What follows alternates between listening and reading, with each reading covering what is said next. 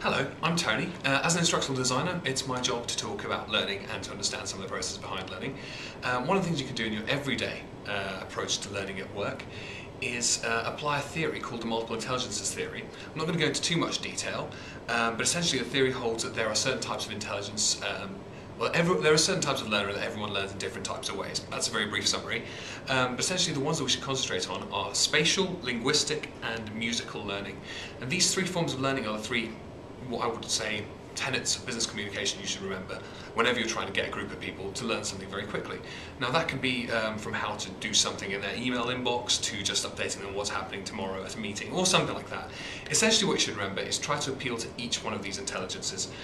Make sure that any communications are well laid out, they're nicely laid out, they're easy to read and they're well written, so that's appealing to spatial and linguistic.